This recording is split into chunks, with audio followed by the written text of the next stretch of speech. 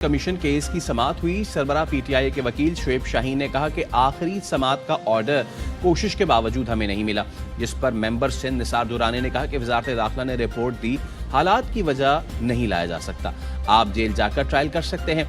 शुएब शाहीन ने कहा कि रूटीन की रिपोर्ट है तो आप हमें रिपोर्ट तो दिखा सकते हैं। दरखास्त के बावजूद इलेक्शन कमीशन अमले ने कॉपी नहीं दी।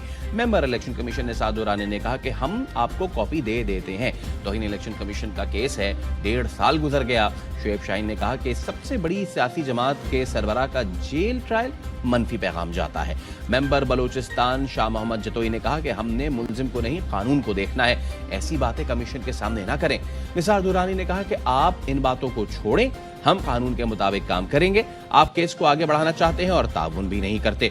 शुएब शाहीन बोले, चेयरमैन पीटीआई को जानबूझकर पेश नहीं किया जा रहा, जिस पर मेंबर शाह मोहम्मद जतोई ने कहा कि पहले आप भी जानबूझकर पेश नहीं कर रहे थे। सवाल ये है, हम उनको यहां पेश करने का रिस्क क्यों लें?